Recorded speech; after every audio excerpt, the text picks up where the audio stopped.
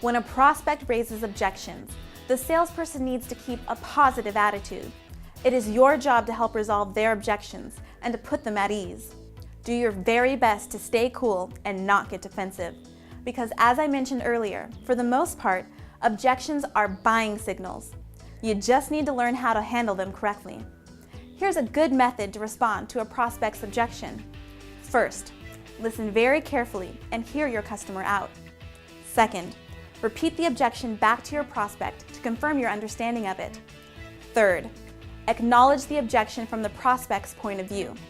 As I've mentioned numerous times, relationship selling is all about thinking from your prospect's perspective. Fourth, then answer the objection as best you can. And if you do not have the information available to answer the objection at that moment, make sure that you commit to a time that you will respond and ensure that your prospect has accepted your answer. On the other hand, if you have successfully answered the prospect's objection, you may wish to try to close the sale. What I mean here is that the prospect gave you a buying signal via their objection. You correctly responded and answered their question, and that sometimes makes a good transition towards trying to close the sale.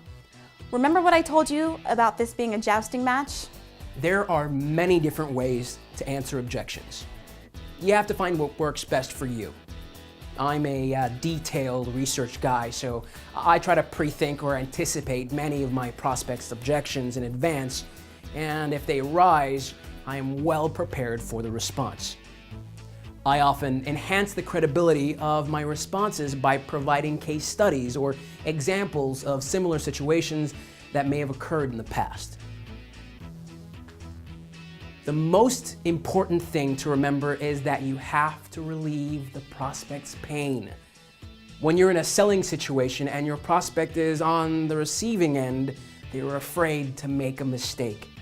Many of their objections are raised to offset their fears and to protect themselves. If you can give them peace, you are closer to the sale. Here is an example of an objection that frequently came up in my business. It's called the boomerang objection.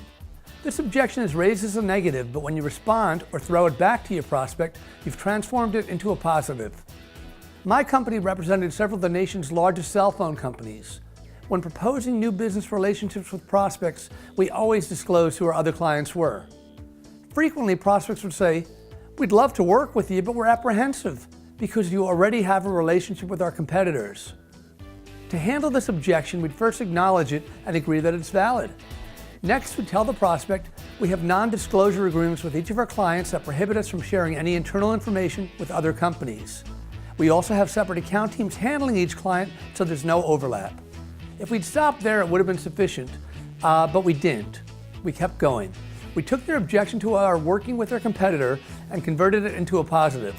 We told the prospect that the expertise that we derived from working with those competitors made us better suited than anyone else to service their business. In short, this new prospect would reap the benefits of our experience with their competitors without any of the cost. Another objection is known as the deal breaker. The deal breaker is just what its name indicates. You can't effectively resolve the objection. Boy, do I hate these, but they do occasionally arise. For example, let's say you're a t-shirt manufacturer who can produce no more than 10,000 shirts per month. You have a prospect who tells you that they would like to do business with your firm, but to meet their needs, you need to provide them with 25,000 shirts per month. This is a deal breaker. Now, there are some salespeople that may try to identify alternate manufacturing channels, but as applicable to their own specific plant, producing 25,000 shirts per month when they only have the capacity to produce 10,000 means that this task is impossible, a deal breaker. Not all of the objections raised by my wireless clients had happy endings like the boomerang story we just talked about. We were pitching another cellular company that said they would like to work with us, but only if we resigned another of our clients. Although we would have liked to have established a new relationship, the existing client was much larger and was a long-term partner with our agency. No matter how hard I negotiated, the prospect company held fast to their demand that we resign the current client. Since we didn't, this became a deal breaker. You can't win them all.